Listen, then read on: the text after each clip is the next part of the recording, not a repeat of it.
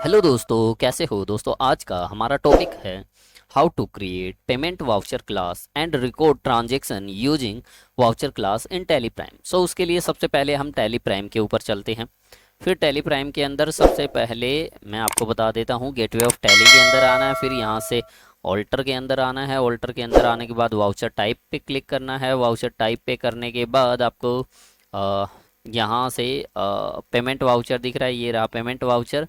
इस payment voucher पे click करोगे। क्लिक करने के बाद यहाँ पे पेमेंट दिख रहा है और यहाँ से नेम ऑफ क्लास के अंदर आना है। पर हम अब इस चीज़ को यूज क्यों करते हैं दोस्तों, देखिए जैसे मैं एक लिख देता हूँ, केस पेमेंट पेमेंट।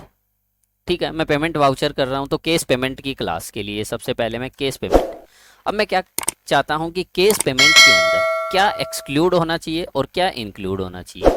ठीक है, जब मैं केस पेमेंट से एंट्री कर रहा हूँ, जब भी मैं पेमेंट की एंट्री कर रहा हूँ और केस पेमेंट इससे क्लास से एंट्री कर रहा हूँ, तो इसके अंदर मेरा क्या इंक्लूड होना चाहिए, क्या एक्सक्लूड होना चाहिए। जैसे मान लो मैंने बैंक हटा दिया और बैंक ओसीसी, ये दोनों नहीं आने चाहिए। और इंक्लूड तो कुछ भी हो सकता है इन दोनों को छोड़कर। ठीक है, और लेजर मैंने केस ले ली। ठीक है, ये बन गई केस पेमेंट क्लास। अब ये क्यों यूज करते हैं दोस्तों, हम इसलिए यूज करते हैं इसको कि हम हमारी एंट्री को इजी बनाना चाहते हैं, कि हमारी एंट्री जब हम एंट्री करें तो हमारी एंट्री में प्रॉब्लम ना आए, है ना। कि हमें काफ़ी बार क्या होता है, बैंक वगैरह ना आए उस एंट्री में, बैंक ओडी ना आए। उन चीज़ों को हटा सकते हैं, किन चीज़ों को हमें जोड़ना है वो चीज़ जोड़ सकते हैं। ठीक है, हम लोकेशन डिसाइड कर सकते हैं। तो देखिए जैसे मैंने इसको सेव कर लिया, कंट्रोल A। अब इसको यूज कैसे करते हैं, तो क्या करते हैं, वाउचर। वाउचर के अंदर देखो यहाँ से पेमेंट पेमेंट एंट्री के अंदर यहाँ से आपको क्या करना है, आपका पेमेंट वाउचर के लिए कौन सा है, F5 है पेमेंट। पेमेंट तो F5 प्रेस करोगे। F5 प्रेस करते हो तो याद देखो पेमेंट के अंदर क्लास पूछ रहे हैं, कौन सी क्लास है, नॉट एप्लीकेबल या केस पेमेंट। ठीक है, तो यहाँ से केस पेमेंट पे क्लिक कर दिया मैंने। अब देखिए यहाँ से मैं देखो बैंक की एंट्री करता हूँ, तो देखो इसने बैंक हटा ही दिया है।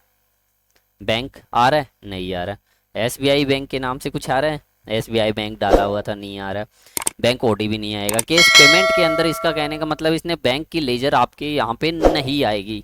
ठीक है, बाकी सारी लेजर आ जाएगी। जैसे मान लो मैंने परचेज की, परचेज मान लो मैंने आलमंड्स खरीदे। ठीक है, और मान लो 12 किलो खरीदे और 100 रुपये के हिसाब से खरीदे। ठीक है, और एंट्री मैंने सेव कर दी। सो ये हो गई केस क्लास की एंट्री।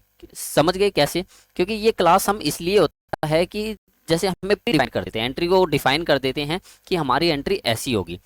जैसे मैं आगे आपको परचेज की बताऊंगा, तो परचेज में क्या होता है दोस्तों, नॉर्मली जैसे हमारे पास हमें चाहिए कि एक बंदे से हम परचेज कर रहे हैं तो उसका परचेज भी आ जाए, है ना, परचेज आ जाए, उसका CGST SGST आ जाए, उसका और टैक्सेस हो गया, उसका ट्रांसपोर्ट चार्जेस वगैरह सब कुछ आ जाए, अपने आप ऑटोमेटेड एंट्री में आना चाहिए। तो वो कैसे आ सकता है, वो हम अगले वीडियो में देखेंगे। यदि ये वीडियो अच्छा लगा है तो वीडियो को लाइक करें, शेयर करें, और अभी तक आपने हमारे चैनल को सब्सक्राइब नहीं किया है तो सब्सक्राइब कर ले और बेल आइकन भी दबा दे। थैंक यू दोस्तों।